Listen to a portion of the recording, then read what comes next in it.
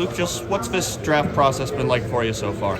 It's been awesome. I think coming out and being able to train in a different way, getting ready for kind of the underwear Olympics here this week has been a lot of fun. And for me, big guys run 40-yard dash is something we do a lot in football. So it's been exciting to train for it and get ready. How do you train for a 40 as an offensive lineman? Same way the skill guys do, I found out, which makes complete and total sense. But it's been a lot of fun to learn all the mechanics that go into running and things that I have to use going forward in my game. Do you have a goal for a time? Yeah, I have a goal in mind, around 5 flat, hopefully. Fast, really fast. Luke, of the guys here, you were probably the one that people weren't sure was going to come out or not. Why did you decide to turn pro and hook up with this? Yeah, I think for me, coming out was something that really weighed on me, and having a great program like Ohio State and the NFL is two decisions. I guess you couldn't really made a bad decision. I kept telling myself. So whatever I choose, I knew I was going to be all right. And for me, the NFL just made more sense at the time. How much did your performance in the whole line performance against Georgia help you make that decision? Yeah, a lot. I think this game's all about competition, and when you play some of the best defensive linemen in the country, and we held our own and excelled, that definitely factored into my decision. Aside from the 40 time, do you have any other specific goals for tomorrow? Just to be at my best. I think that's really the only thing that I can measure and chart. And at the end of the day, as long as I perform at my highest level, I know everything else will take care of itself. Underwear Olympics? Did you come up with that, or did someone give you that? Someone gave me that, but yeah, I like it a lot. So that's exactly what it is. You gonna give credit to the? Yeah, my agent Neil Schwartz, he gave me that little saying. So during this training process, just keeping that in mind that it's all about the underwear Olympics. I think Dan Campbell referred to. I don't need to see the guys run around in pajamas. Yeah, exactly. It's the same thing. So, yeah. Justin Fields' teammates, C.J. Stroud and Jackson Smith-Njigba, really started to take exception to this narrative that Justin Fields is a running back playing quarterback. What would you say to the critics that say things like that about Justin? Yeah. Then you haven't watched enough film. I think when you look at Justin Fields, if you give him the weapons that he needs and the things that he needs to succeed, he's one of the most talented football players in the National Football League. So for me, I've only with him for a year there at Ohio State, and some of the things he did day in and day out were next level. I think watching him perform at the level he is now, he's starting to kind of really show the NFL what he's about, and I'm excited to see what he's able to do this next year. What would it be like for you to go to Chicago and block for him? Yeah, it would be awesome. I think playing with a little bit I did that first year there, he was a tremendous teammate. I always said he kind of had like the Tom Brady effect a little bit. When he walked into a room, you just kind of knew anything was possible. What is one thing that your parents instilled in you at a young age that's helped you throughout this process transitioning to the NFL? I think my work ethic. I think my mom and my dad worked extremely hard, and I've witnessed what they had to do day in and day out, the hard labor that they did. And for me, playing football is not hard work. It's just something I love to do, and I feel privileged to be able to do it. Have you spent any time with the Steelers? No, I've not. Luke, when you look back, I don't imagine that you thought year 2 you'd go out and start against Minnesota that game. Year 3 you'd be gone. That doesn't, deep down, that probably wasn't the schedule you had in mind, right? Yeah, that wasn't kind of what I had envisioned, but that's how it turned out, and thankful I'm healthy and on to the next level. Now that is the reality for you, is that hard to believe how quickly it went? Yeah, I think me and Parrish were kind of joking about the other day when we first got here. Like 3 years ago this time, we were hanging out in the dorm rooms getting ready for our first spring ball practice, and we had no idea the journey and the road that was ahead for us, and it's exciting that we'll be able to kind of do it together now that we're in Indianapolis. Luke, at this level, you've only ever played center. Yeah. Now you've got some guard talk. You can play guard. What is that? Is it different for you to hear, like, hey, Luke Wypler possibly guard since you've been playing center for so long? Not at all. I think a few teams have asked me that, and I said I think it's actually probably going to be easier. You don't got to worry about snapping a ball or making calls. You kind of just got to put your hand on the ground and go maul somebody. So, no, it's not weird at all, and I'm excited to see whatever I get drafted, and whatever team wants to do with me, I'll play any position. They want me to play kicker, quarterback, I'm there, so it doesn't really matter what the duty is. I know I'm just giving my best. What was that adjustment like for you, making calls on the line, being vocal so everyone can hear you? Oh, I loved it. I loved playing center. I still do. I mean, for me, that's kind of where I like to thrive, is using my football intelligence and being able to kind of run the helm and be able to coordinate everything and pass and run game. What do you think are your best strengths?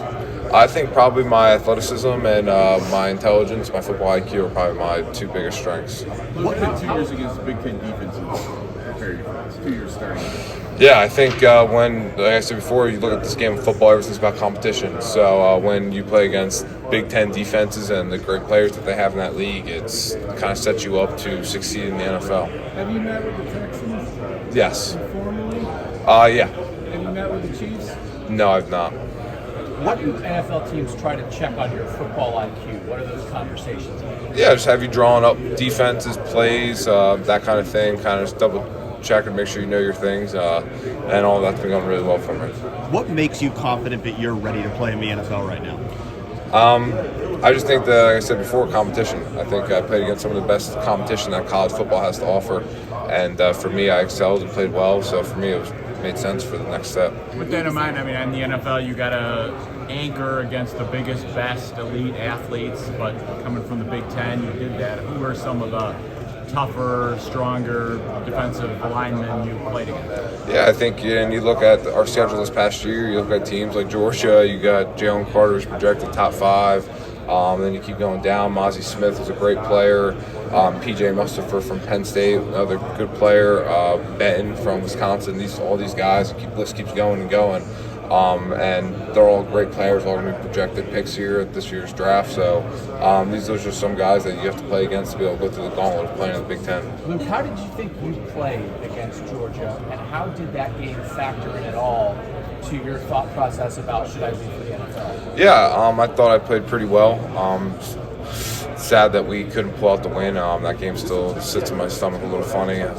Every time I watch the film of it, you still can't believe we lost that game. But I played well enough to make me think that I was ready for this next level. Is it really like when you go up against a guy like Carter, does it make you think, okay, well, if I can handle my own against a guy like that, then maybe I can go to the league? Yeah, that's definitely the thought process that you have.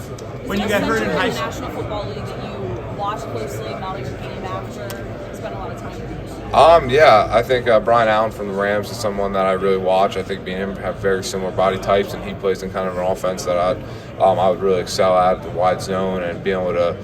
I mean, me and him, I think, are the same size, almost to exact numbers. So for me, modeling my game after him is somebody that I watch a lot of film of.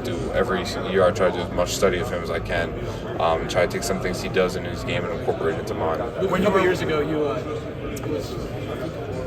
Josh Myers said that you were going to be the next center. Do you have a thought on who Ohio State's next center would be, and what do you think of the position moving forward? Yeah, I think you have a bunch of guys that are going to be in there competing for the job. I know they brought in a transfer in there to compete, and I think some of the young guys too. Carson Hinsman is a young guy that could step up and take over. Jacob James too, who's been behind me. I think he's a guy that once he's healthy, he's going to be the man for the job. So I'm really excited to see what they're able to do this spring. I'm kind of excited to go back to Clemson and see all the guys again, see how everyone's doing after the winter. Why do you think he could be the guy? I think he's shown that what he's able to do the past few years. I think I've seen it firsthand, practicing with him every day, and he has the most experience in this game.